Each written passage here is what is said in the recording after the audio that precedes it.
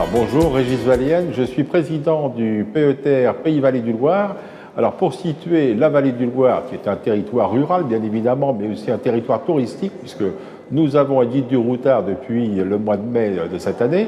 la Vallée du Loir se situe dans le triangle entre Le Mans, Angers et Tours. Donc c'est facile d'accès puisque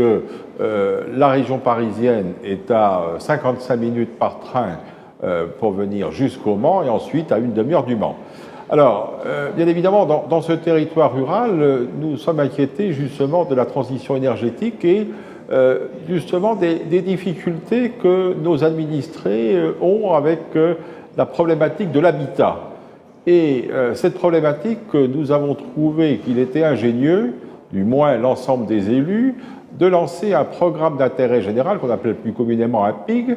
Et nous avons lancé ce PIG là, le 3 septembre dernier, qui va permettre à l'ensemble des propriétaires occupants de bénéficier de subventions de l'ANA, l'Agence nationale d'amélioration de l'habitat, et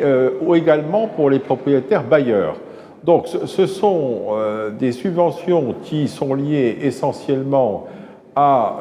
l'économie d'énergie dans l'habitat, donc ça peut être un remplacement de chaudière moins énergivore que la précédente, ce peut être bien évidemment l'isolation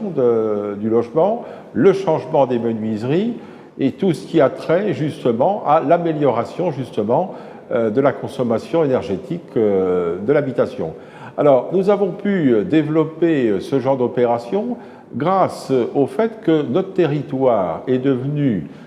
territoire énergie positive, donc l'historique est le suivant. Nous avons mis en place un plan climat air-énergie territorial que nous avons adopté en 2016. Nous avons été reconnus territoire énergie positive pour la croissance verte en 2017 et nous avons pu bénéficier de la dernière vague, disons, des subventions du ministère de l'écologie à l'époque concernant les territoires énergie positive. Et ensuite, nous sommes lancés dans ce qu'on appelle les certificats d'économie d'énergie. Et il est vrai que pour lancer notre opération PIG,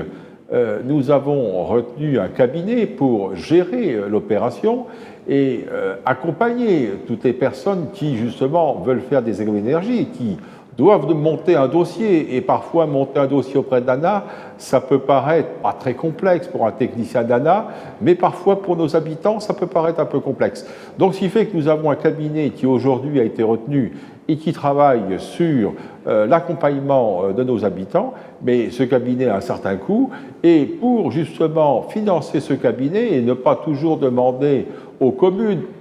qui sont en général de financement liés aux contribuables, eh bien, nous avons, grâce au certificat d'économie d'énergie que nous avons pu obtenir sur notre territoire, la bagatelle d'1,3 million que nous avons distribué en l'espace de 15 mois, eh bien, nous avons décidé de retenir 10% de ces subventions, je dirais plutôt des primes de ces 2 heures, aux différentes communes. Alors, 32 communes de notre territoire sur 57 ont bénéficié de ces C2E, certificat d'économie d'énergie, et justement, en ayant ces primes, on leur a pris 10% et ça leur faisait encore un bon montant de primes, et ce qui fait que ça nous a permis de financer ce programme d'intérêt général. Donc, ce qui fait que c'est une opération donnant-donnant et qui permet aujourd'hui de contribuer à l'amélioration du logement locatif, mais aussi des propriétaires bailleurs sur notre territoire, en espérant que cette opération, qui part sur une durée minimum de 3 ans jusqu'à 5 ans, si l'opération a besoin d'être prolongée, et nous avons fait en sorte que le contrat puisse aller jusqu'à 5 années si nécessaire. Donc j'ai beaucoup d'espoir dans ce projet, et puis il a aussi un intérêt économique non négligeable, puisque, bien évidemment, ce sont pour l'essentiel des travaux de bâtiments, eh bien, cela va relancer l'économie locale du bâtiment et des travaux publics. Donc, quelque part, pour l'économie locale, parce qu'on sait qu'en général, quand on fait des travaux dans sa maison, eh bien, on fait appel à des artisans qui sont à moins de 15 km de l'habitation. Donc, ce qui fait que ça relance l'économie locale. Alors, on n'a pas de partenariat avec le secteur privé dans ce genre d'opération, si ce n'est qu'avec les C2E, nous travaillons avec un cabinet qui est le cabinet Certinergie. Mais bien évidemment, les partenariats publics-privés, c'est quelque chose que l'on ne peut pas ignorer dans nos territoires. et c'est quelque chose que nous sommes appelés à peut-être faire évoluer dans les prochaines années. On a des opérations partenariat public-privé qui fonctionnent bien, et là je prendrai l'autre casquette qui est la mienne en tant que vice-président du conseil départemental de la Sarthe, où nous sommes en train de finaliser un programme de construction et reconstruction de 4 collèges en partenariat public-privé, et cette opération fonctionne très bien. On n'aurait jamais pu mener avec nos services